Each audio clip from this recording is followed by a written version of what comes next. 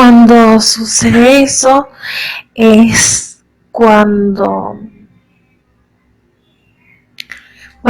sucede eso, mi madre va para hablar con mis abuelos y mis abuelos pues le vuelven a decir lo mismo, que no se va a vender. Pero mi abuelo había hablado anteriormente que algo de ellos dos, que mi abuelo había tomado la determinación de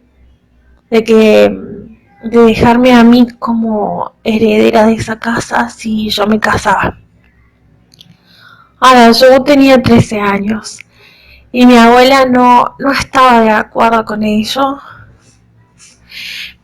Si bien mi abuela se casó con mi abuelo a los 15 años, él decía que era la única forma para que de protegernos a nosotros. Así que bueno, es lo único que le había dicho mi abuelo a mi abuela.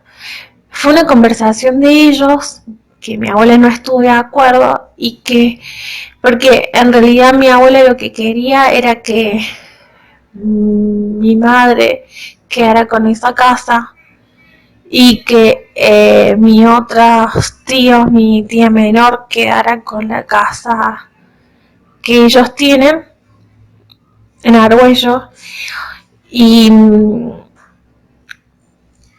en pocas palabras dejarlos bien a todos mis tíos con casas y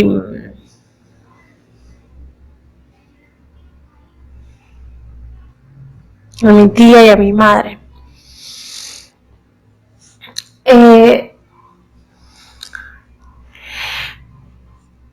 Entonces ella fue y le contó que le comentó que en ese momento que a mi madre, que mi abuelo tenía la intención de dejarme a mí como heredera, pero bueno, siempre y cuando yo me casara. Pero bueno, yo en ese momento tenía 13 años. Si bien yo sentí algo por alguien o sea, me llamó la atención un chico de un templo, pues veía que también estaba medio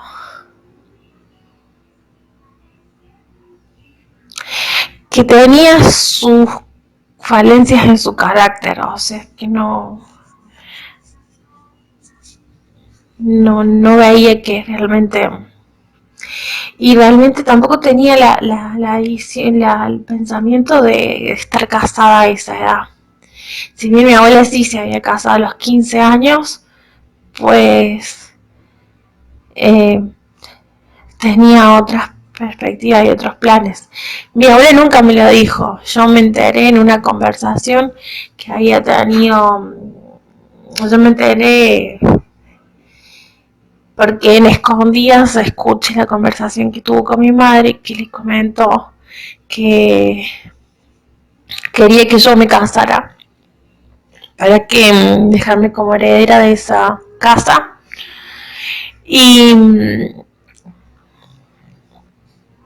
Y bueno, mi madre, por ejemplo, cuando se enteró, se puso furiosa. Se enojó muchísimo que yo estuviera antes que ella, que mi abuelo me diera el lugar antes que ella. Y en una conversación ella después le comentó a César la decisión que mi abuela había tomado.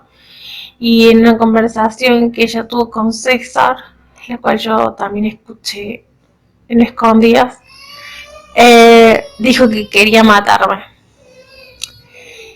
Y César le dijo que no me iba a matar, que mejor sería que, no, que ellos me entregaran y que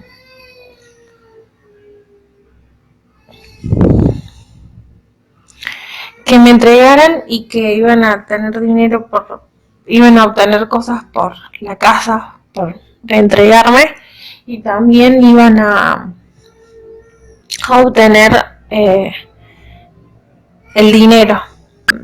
Sucedía eso, sucedía que en ese momento a Alan, César y a Estela, que ella muy molesta porque mi abuela había pasado por encima de ella para dejarme como herencia esa casa. Tenía la intención de hacer eso. Entonces mi madre dijo que, bueno, que me tendrían que matar. Y César dijo, no, la vamos a entregar, vamos a obtener la casa y vamos y vamos y nos vamos a deshacer de ella. O sea que por más que quieran darle herencia y todo, pues no va a estar acá. Y yo, por supuesto, orando al Señor porque no sabía qué significaba, a quién iban a entregar y todo eso. Lo único que una vez a la salida alcancé a ver fue que él, pero antes de esto, de comentar bien cómo se van dando las cosas, quiero comentar también que yo tenía una tía abuela a la cual no la conocía. Ella era esposa del hermano de mi abuelo, que había sido militar, que había fallecido y había quedado su hija y su esposa. Su esposa que ya era grande y su hija era grande, pero tenía lupus. Y bueno, yo lo que estaba enterada que también estaba ese problema en la familia, que no sabían quién la cuidaría a ella. Y lo único que escuché cuando iba a ver a mis abuelos, que mi tía Liliana, que es la hermana de mi mamá, decía que ella dice, yo no la puedo cuidar a mi cuñada, decía mi abuelo, y ver por mi sobrina porque no, porque uno tenemos un trabajo, las cosas y es un gasto también que no podemos. Y él estaba hablando de eso porque la hermana Teresa le pedía que la cuidara, que se hiciera cargo también. Y mi abuela, bueno, decía que no podía. Y entonces, porque ella ya la había cuidado y que no podía seguir cuidándola, y mi abuela y mi tía Liliana se ofreció a cuidarla. Ella tenía su peluquería, pero cerca de el Colón arriba, cerca del Carrefour, pero el tiempo que podía la iba a ir a atender. Entonces ella iba a cuidarla. En esas cosas mi madre se fue a cuidarla, a verla también. Me pedía que fuera con ella. Yo, la verdad que por varias cosas que he visto de Estela y César, que son mis padres, para cómo se han comportado, pues yo no quería ser partícipe. Y entonces iba con mi hermana. Y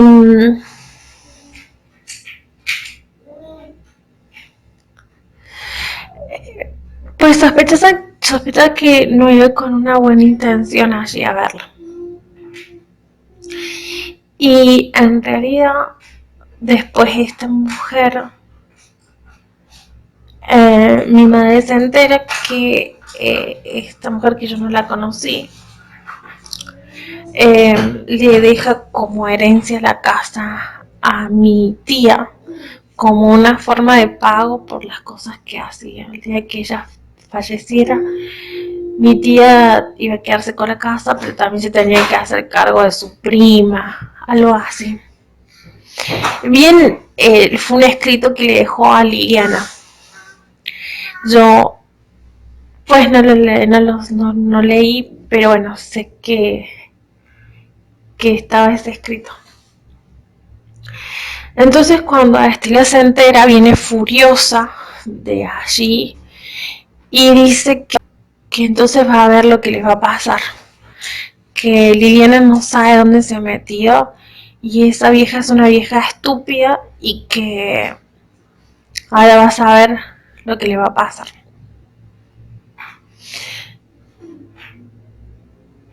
Que yo la verdad pensé que esto era lo peor. Cuando sucede todo esto,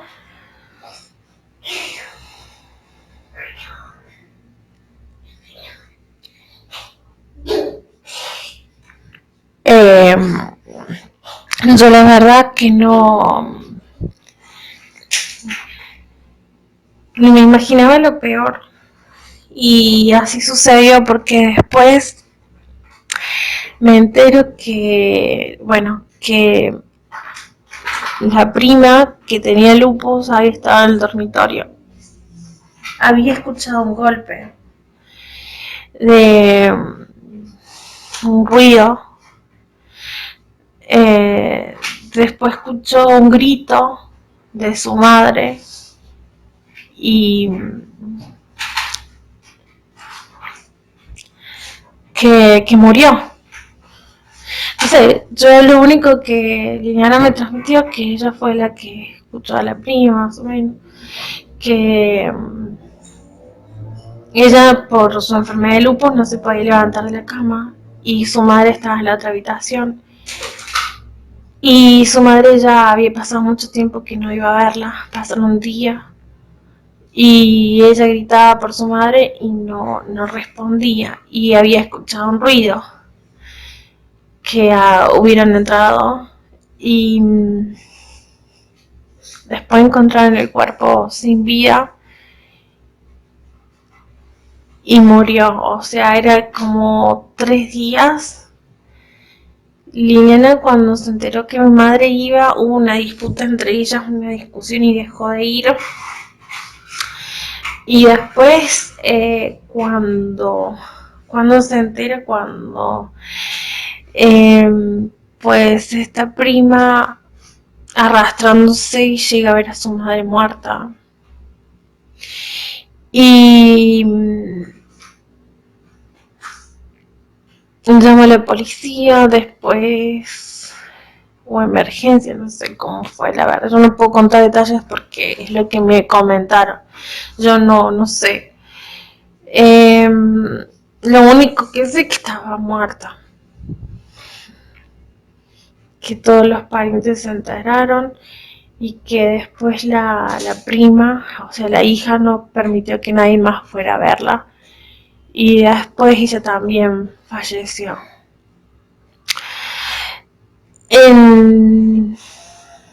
Los parientes decidieron cremar sus cuerpos. Yo la verdad que desconozco todo eso, la verdad que puedo transmitir hasta donde yo sé. Si esa mujer, la sospecha es que alguien entró, la estranguló o la envenenó, no se sabe, porque como el cuerpo estaba 3 días sin vida y después por el deterioro del cuerpo decidieron cremar, pues nadie supo la verdad. Eh, Así que bueno, pues eso es lo que sucedía. Después de eso, mi madre, después de eso César va y habla con yo lo único que veo que habla con uno ahí de estos narcotraficantes, bueno, uno de esos que estaban ahí involucrados, sospechosos en la droga.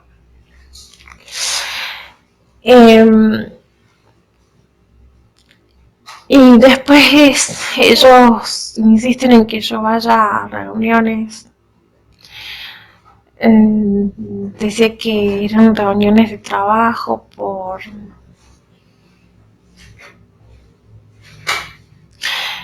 y también es como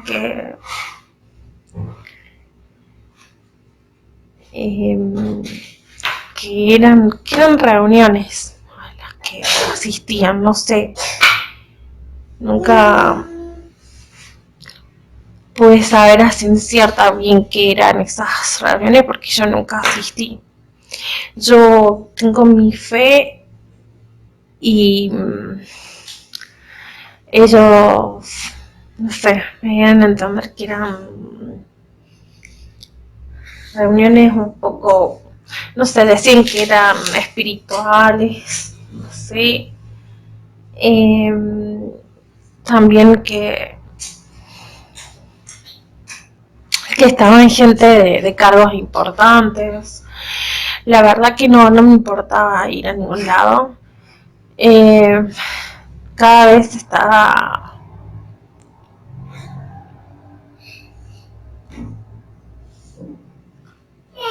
No podía creer que la familia se estuviera destruyendo y yo la verdad que no me interesaba nada. Es como que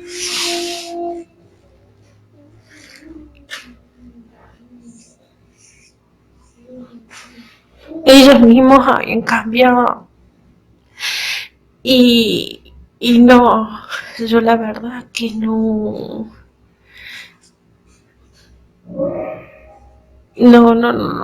soportaba ya más, porque aparte porque yo tengo mi fe y y creo en las cosas del Señor, en los principios y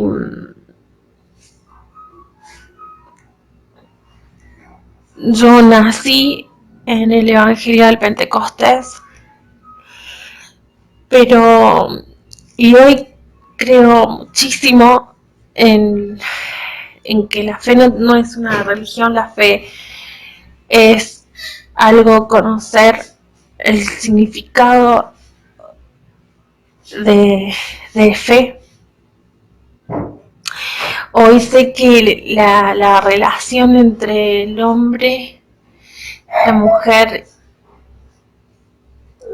hombre quiere decir hombre y mujer, y el eterno, no hace falta una religión para que uno llegue al Señor. Eh, sí, creer en la sana doctrina de Pablo, que es la fe, pues Pablo habla de bautismo de agua, bautismo de espíritu, imposición de manos, el arrebatamiento y el juicio. Pues en eso creo y yo no quería que me involucraran en nada. Yo sabía que estaban escogiendo caminos errados, pero sabía que también estábamos en una presión, pues todo eso me afectaba.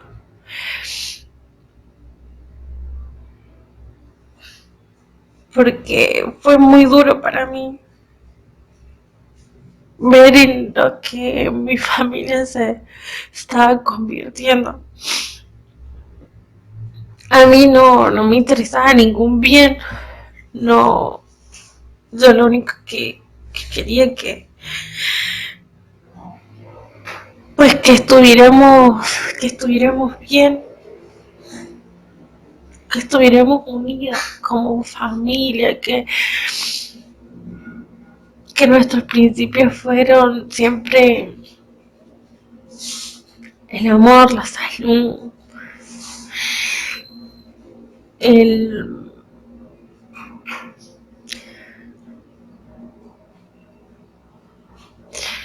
y veía que el crecer, pero pues todas esas cosas se estaban desmoronando, y yo ya no estaba bien. Ellos me querían obligar a que fuera a esos lugares, a esas reuniones, y pues no me, no me dejaban comer, me tenían encerrada, me empezaron a castigar y yo me enojé muchísimo con mis abuelos. Realmente estaba encarcelada, no, no había, mi fe ya se estaba quebrando, el que mi cuerpo y todo.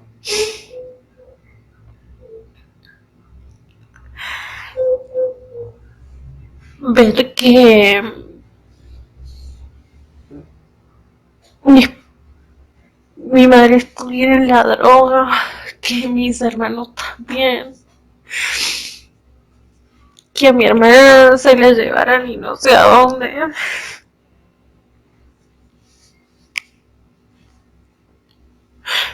Fue,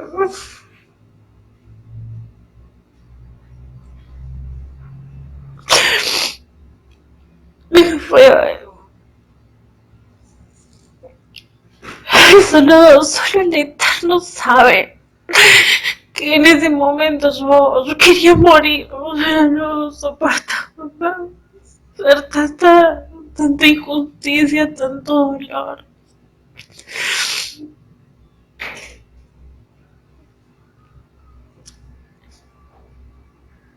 Y yo solamente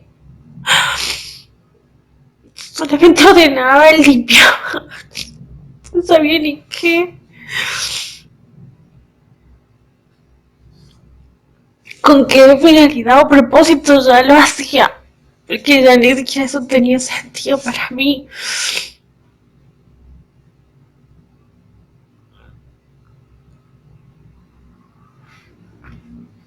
Y en ese momento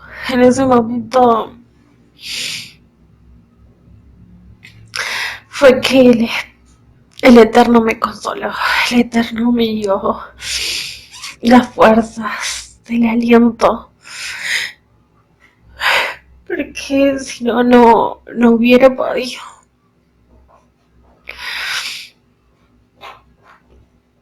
Porque yo estaba de novia, tenía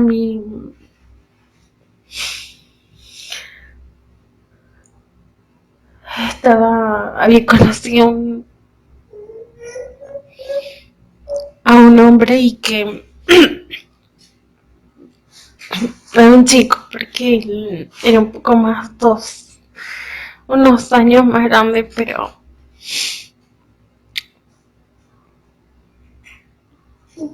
y él era mi contención.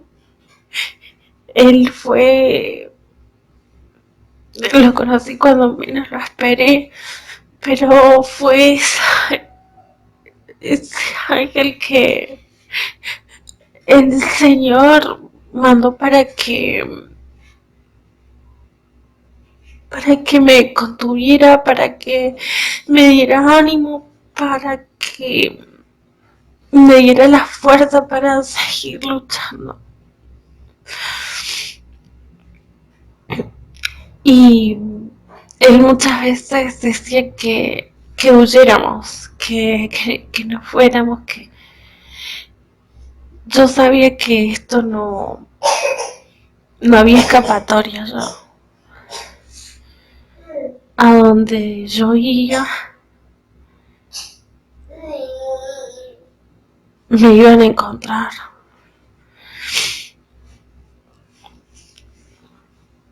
Y, y que a él lo iban a meter preso y que esto no iba a terminar bien. Fue allí cuando me escapó y me voy con mis abuelos.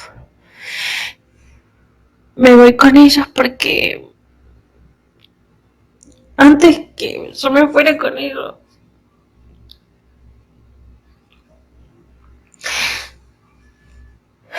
yo de mi novio no volví a saber nunca más. Era necesario que él no, que las cosas terminaran, porque si él estaba, para mí la carga era muy grande. Pero yo era menor de edad y él era mayor. A él lo iban a meter preso y a mí yo iba a pasar peor todavía.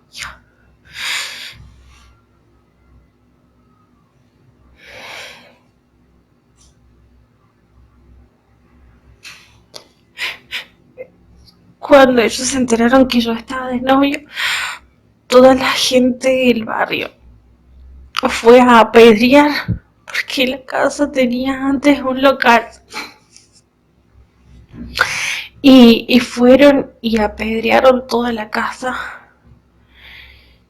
Y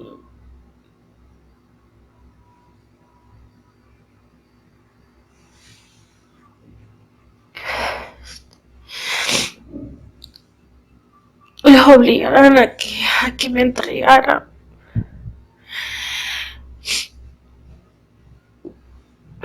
Aunque en ese momento lo único que superficialmente por fuera decían cosas con respecto a que se era un estafador, que había engañado, que un montón de cosas. Si había hecho cosas así, pues sí, pero en el barrio no. Y pero todo esto tenía una razón de ser.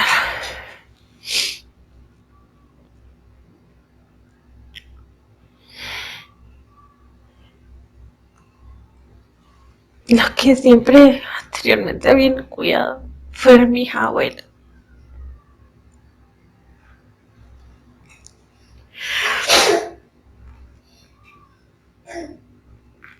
Y, y en eso yo tomo la determinación de no volver a ver a mi novio y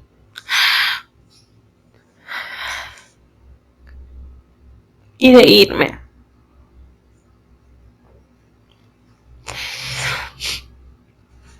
Entonces, con excusas, me fui a la casa de mis abuelos y allí le dije que estaban todos metidos acá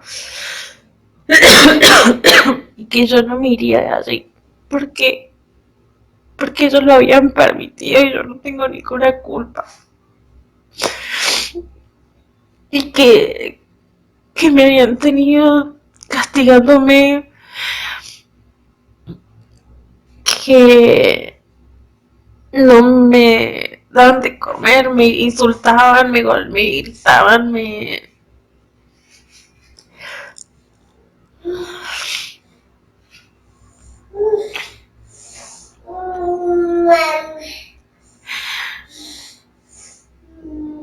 todo porque querían que yo fuera a esa gente que ellos querían. entregarme. Entonces yo no.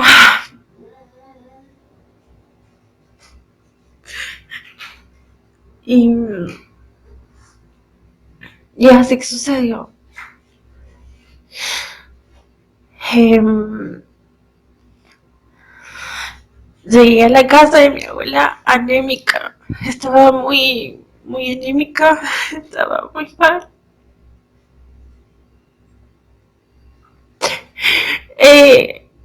Hoy de la noche, una mañana desperté y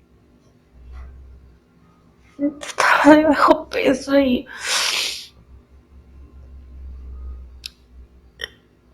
cuando desperté me había bajado el periodo y estaba perdiendo sangre y mucha sangre y me quedé ciega. Vi negro. Me asusté porque dije a mi abuela que lo único que había ido es había ido solamente al baño y que solamente me había mojado la cara o el pelo pero digo cuando me vine a acostar de nuevo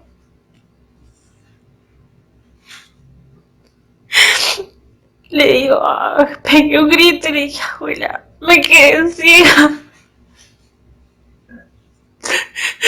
Pues no veía, vi negro.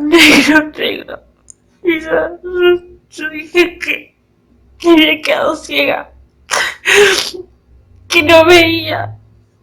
Y entonces mi abuela dijo,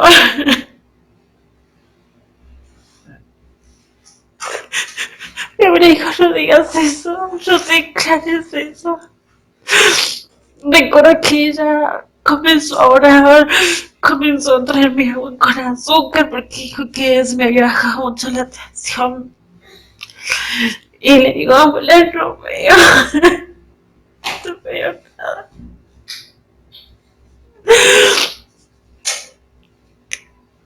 Y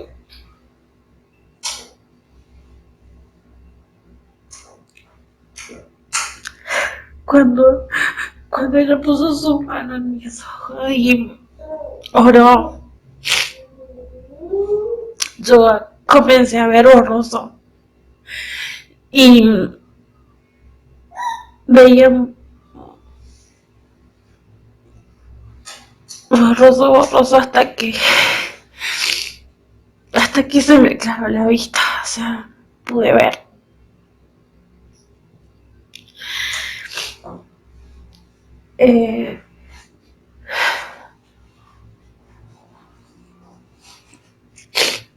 Cuando yo me voy a vivir allá, me quedo con mi abuela. Al tiempo llega mi madre y le dice a mi abuela eh, que porque ella no volvía a la casa, que ya había pasado bastantes meses, había pasado un mes y no volvía a la casa. Entonces mi abuela le dijo que mi madre tenía muchos hijos que atender, otros hijos, que me dejara en su casa, que ella se haría cargo de mí.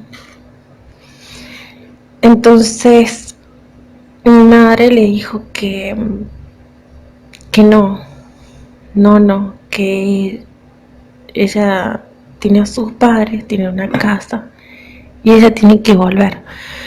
Fue ahí cuando le manifestó que dijo, Michelle no se quiere volver, ella quiere estar aquí con sus abuelos, con su tía. Nos organizaremos y se quedará acá. Y ella insistía que no. En ese momento era menor de edad pero yo tenía unos 16, 17 años. Exactamente unos 17 años. Y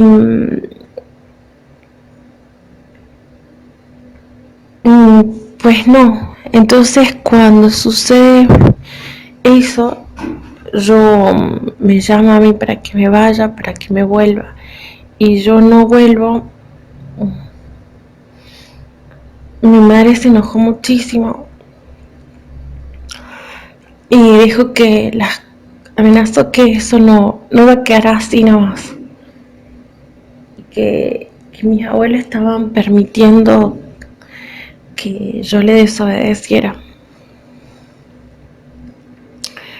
Se fue enojada y después lo denunciaron mis abuelos en la justicia, en tribunales de familia. El juez que tomó la causa fue el juez Carranza. Y este juez es un juez corrupto. Dijo que mis abuelos no podían tenerme, pues porque no tenían trabajo dependiente. Mis abuelos tenían su propia casa, tenían su propio negocio donde yo trabajaba con ellos. Pues ellos me podían mantener, podían hacer terminar mis estudios, hacer que yo hiciera una carrera. Pero este juez no lo permitió. Entonces en ese momento quien aboga, siendo que César y Estela estaban viviendo en la casa que era herencia de mi abuelo y ellos tampoco tenían trabajo. Mi madre había puesto una peluquería en un momento, pero porque mi abuela le había enseñado el oficio, porque mi abuela es peluquera. Entonces,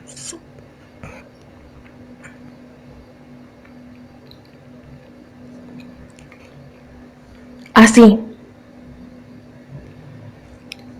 el juez no quería permitir que yo viviera con mis abuelos. Y después de eso, le denunció que no, que tenían que tener trabajos dependientes para poder tenerme. Pues no sé si eso está en el marco legal. Yo supongo, por raciocinio, que no es así, que inventó una ley o un código, no sé, de su propia corrupción. Pero como son jueces, son intocables, y más cuando están prendidos de los funcionarios de arriba, de las autoridades de arriba, pues no. Liliana sabía un poco, mi tía, de leyes. Lo que no teníamos era dinero para pagar abogados. Y ella dijo siempre que no, que eso jamás debiera ser.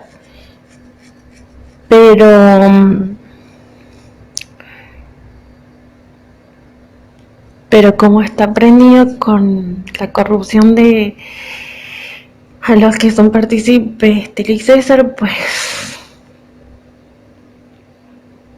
la veía muy difícil. Entonces mi abuela le dijo, por favor, que ella intercediera en esto, que ella intervenga en este caso, que ella me tome como su hija, que me iba a adoptar, porque su esposo sí tenía trabajo dependiente. Él trabajaba en aguas cordobesas y tenía un buen sueldo. Pues entonces tenían casa, entonces estaban esperando un bebé. Sería bueno que ellos me adoptaran.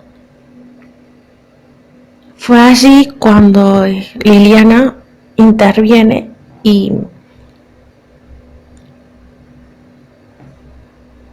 no porque ella quisiera, porque ella veía que esto iba a ser muy difícil, porque ellos estaban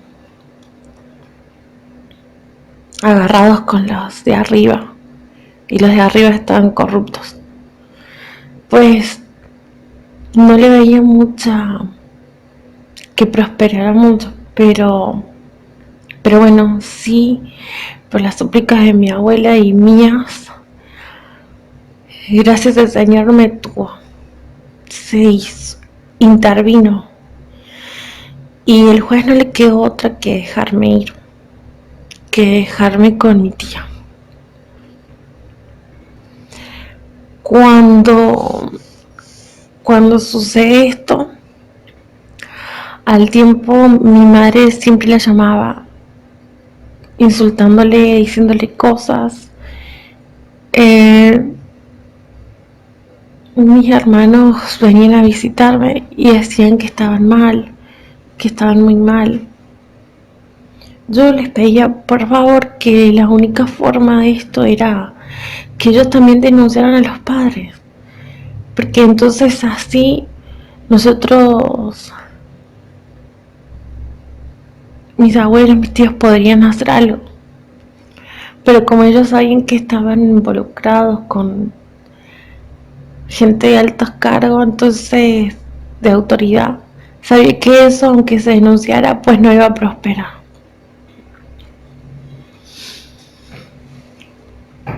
Entonces no hicieron nada.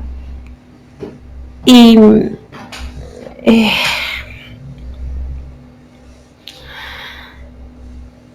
llamaron a Liliana, le llamó un día y le amenazó. Le dijo que le llamó y le dijo: o me entregas a Michelle o yo comienzo el juicio de que vos mataste a tu tía y a tu prima para quedarte con esa casa.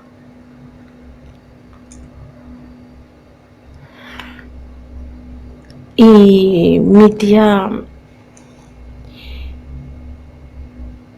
sabía que eran muy corruptos y que la podían involucrar en la parte legal,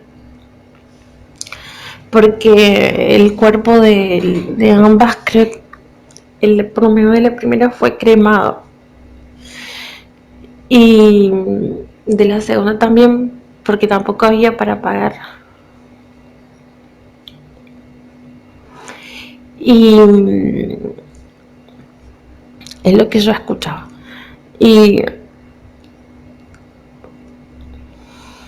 entonces la podían acusar a ella. Y entonces Liliana me soltó. Y allí empezó mi lucha. O sea, no fue nada fácil. De allí fui a parar a una señora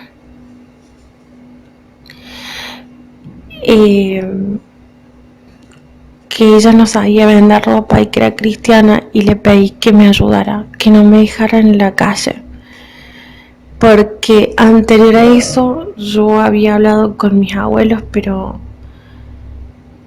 Liliana, para echarme de la casa, me acusó de que yo le había sacado unos papeles, todo, para que no diga que me echaba por la llamada de Estela, que estaba amenazada. Entonces mis abuelos quedaron desconcertados, confundidos con eso, y yo tuve que pedir ayuda en otra parte. Y aparte como que ya no sabían qué más hacer, porque la única escapatoria que ellos veían era que Liliana me tuviera, que estuviera ahí. Y ahora hasta eso se había complicado. Pues después de eso,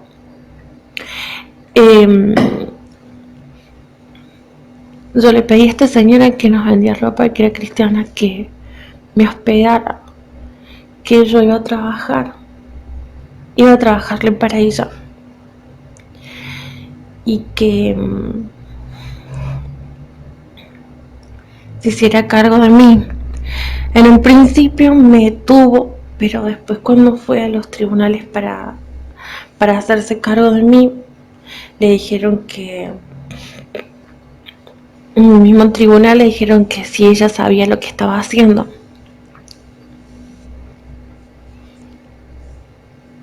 Porque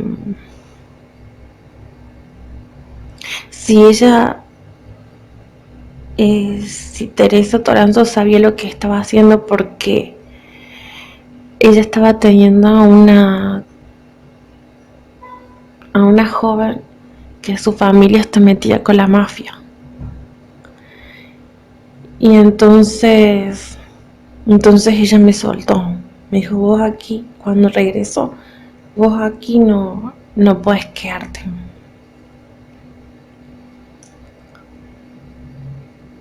Fue así que entonces le pedí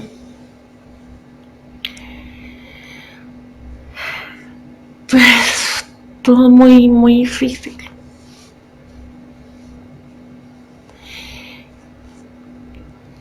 Le pedía al pastor Juan Giacorria que me tuviera, que no tenía dónde parar, que por favor si me quedara ahí en su casa. Le comenté todas las cosas que habían pasado con mi abuela, con todo. Y entonces ellos me hospedaron en su casa. Me tuvieron como una hija más. Solo que yo sabía que en cualquier momento iban a descubrir que yo estaba ahí. Y entonces les iban a pedir que tengan trabajo y todas esas cosas. Y entonces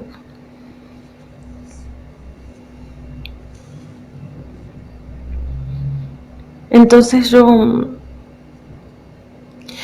paré en la casa de una amiga, le pedí por favor a sus padres, de Mariana Mesa. Yo la había conocido en la secundaria, éramos compañera de secundaria del Carbón, que ella me hospedara en su casa. Y entonces su familia dijo que se iba a hacer cargo de mí. Yo sabía que su mamá, que ella era cristiana y o sea, que era evangélica, y su mamá también, que iban a la Universal. Después me enteré estando allí que su papá y su hermano no. Y su papá siempre le parecía muy raro que una joven como yo estuviera en la calle, que no tuviera dónde estar, que después hubiera estado con parientes, y le parecía muy raro. Entonces comenzó a investigar y le dijeron en los tribunales, se enteró. Y como el hombre no tenía trabajo, había puesto una solicitud para trabajar ahora, y es lo que él había puesto. Ellos negociaron con el juez que si él me entregaba, él iba a tener trabajo. Entonces él indirectamente hacía que su hijo me molestara.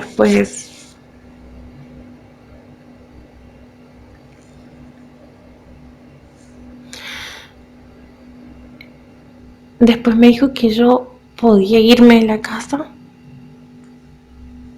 a vivir sola, y eso se llama emancipación.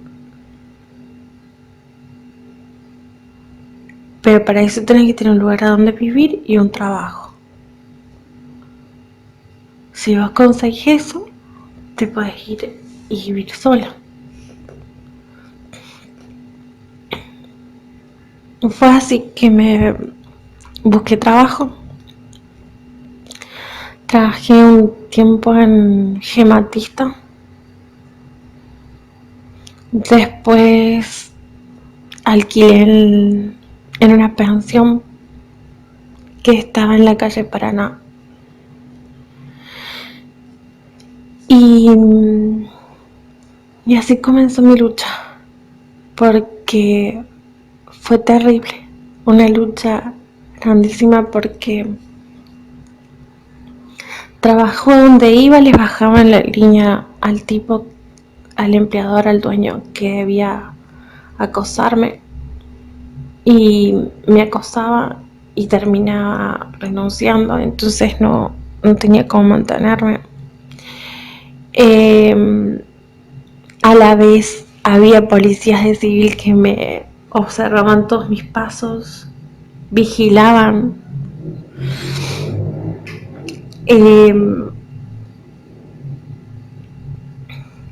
Fue muy difícil.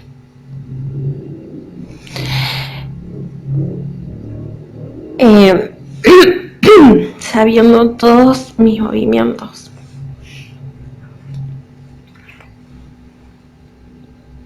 Entonces tuve que trabajar en lugares muy explotadores. Trabajaba más de 10 horas. Nos llevaban en la Plaza Colón, en una traffic, y repartíamos volantes, revistas en las calles, en distintos barrios, en distintas localidades.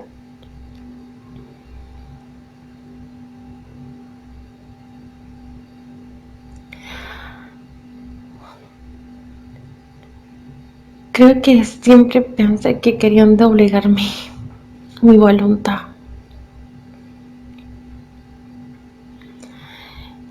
Y trabajaba más de 10 horas. A la noche iba y terminaba mi secundario por la noche. Pero quiero decir que fue muy duro. Fue muy duro porque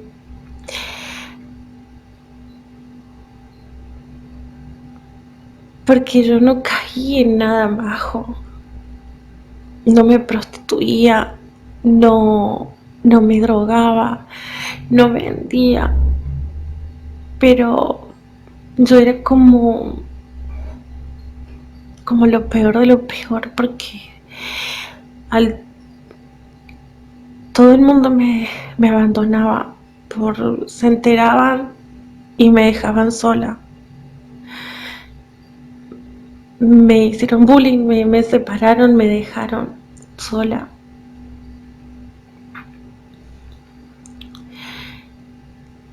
En los momentos más difíciles.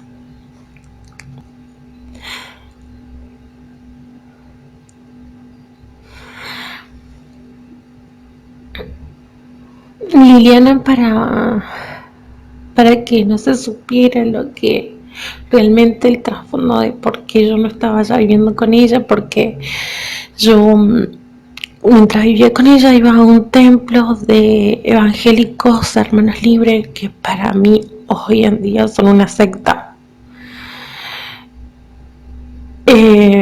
como son la mayoría de las religiones, que es así.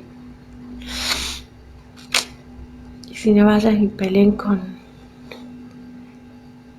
el muerto apóstol Pablo. Pero quien enseñó la sana doctrina. Pero más allá de eso, encima tuve que cargar con las calumnias, porque ella, para tapar su mal obrar, pues fue a ese templo. Cuando le preguntaban por mí, decía que yo ya no vivía con ella, porque yo solamente voy a decir que ella era muy linda y que, no sé, como que dio a entender que yo le quería sacar al marido o algo así, o que yo tuve que ver con el marido. La cuestión es que a partir de ahí esa iglesia no, todos, yo era como la loca, o sea,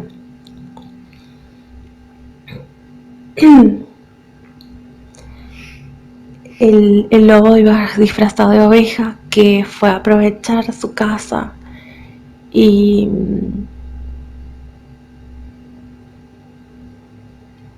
se quiso quedar con el marido y toda la cosa. O que tuve que ver con el marido, no sé.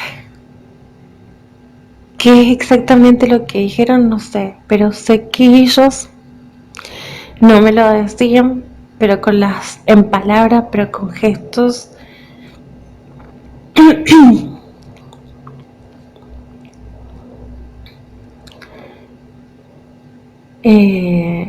No, con sus gestos y actitudes, en cierta forma me alejaban, me despreciaban, me juzgaban, me prejuzgaban. Como que yo fuera una oportuna, una cualquiera, una ligera, como dijeron.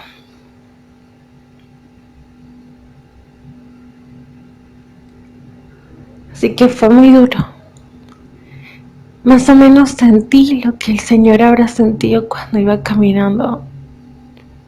Cuando el Hijo del Eterno lo dejaron solo, lo calumniaron, lo golpearon. Porque eso no es nada, lo que viene es muchísimo peor todavía.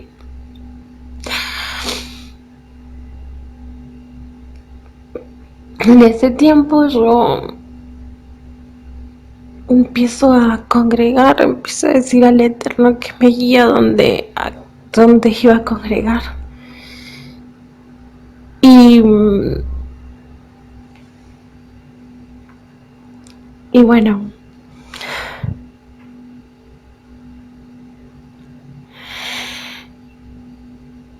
quiero decir que en ese tiempo me congregué en el templo de Jesucristo Rey, que yo sinceramente no sabía que el evangelio estuviera dividido. Para mí el evangelio era uno solo. No sé, ¿será que eso es lo que hay allá en Santiago? No sé, que hay tantas religiones, tantas denominaciones, no sé qué quieren inventar, pero bueno. Se creen ahí, están inventando pelotudeces, pero bueno. Resulta que ellos eran evangélicos de los hermanos libres, pero estos no eran solamente libres, eran renovados.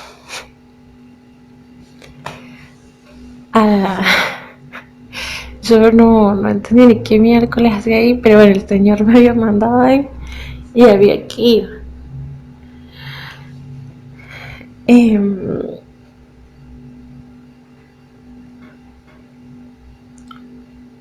Bueno, entonces allí comencé a congregarme, había un grupo muy grande de jóvenes, del Señor, de los evangelios, de los Nuevos Testamentos. Y ellos siempre se focalizan en eso, o sea, como que los evangelios y así, se ponen a hacer estudios. Bueno, me gustó la parte de estudio, la verdad es lo único que... Y de las 800.000 personas que había, creo que 2 solamente me llamaron la atención. Pero más allá de todo eso, me congrego allí y entonces trabajaba, estudiaba, me congregaba.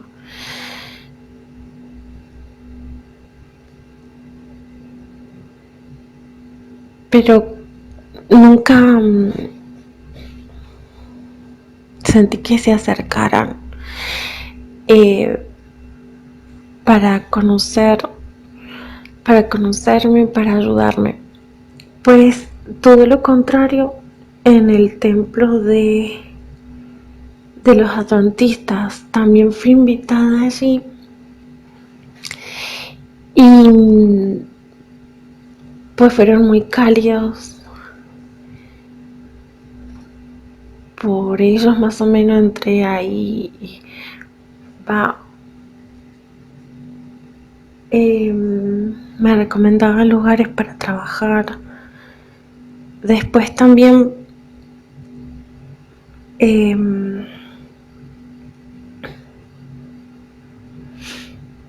conocí a una chica de allí, dos chicas, que una era Sonia y otra era Gabriela. Y me consiguieron un trabajo por menos horas, por 6 horas.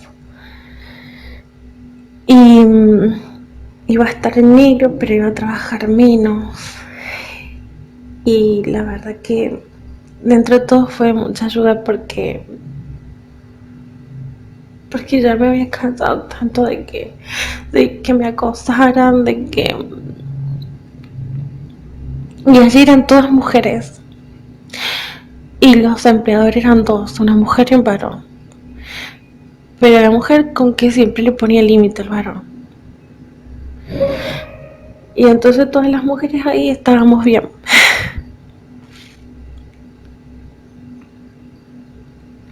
Así que era lo único que tenía para poder sobrevivir. Entonces agarré ese trabajo y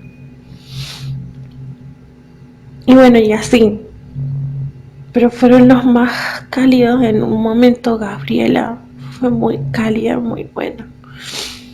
Sonia también, pero después se comportó muy mal. Y quiero decir que en un momento cuando yo llegué,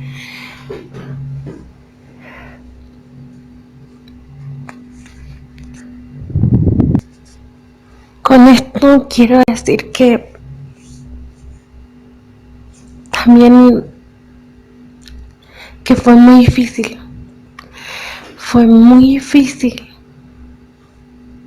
seguir a nuestro Jackson, a Masía, porque seguir sus caminos y seguir. Yo tenía una carga muy grande, iba en contra de gente que tenía mucho poder, iba en contra de mi familia,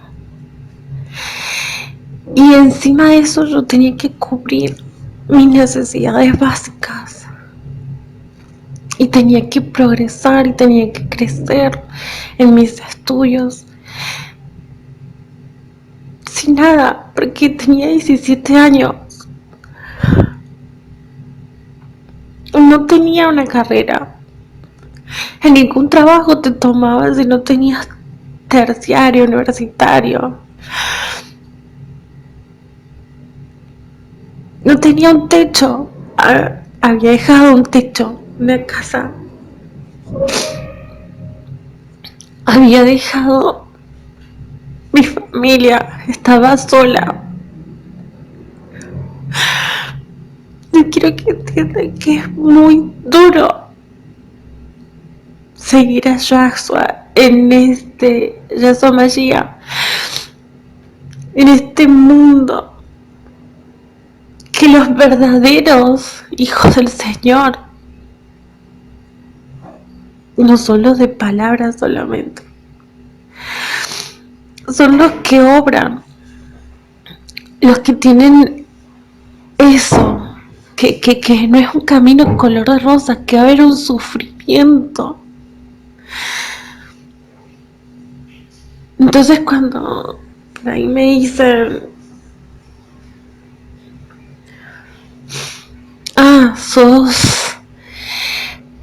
crees en el Eterno, pero vos estás bien. Pero a mí me costó lágrimas de sangre todo lo que yo llegar a donde yo estoy y poder crecer y poder y poder seguir luchando. No tiene que ser así. Cuando hay gente que se dice creer en el Eterno, en Yahshua Mashiach, y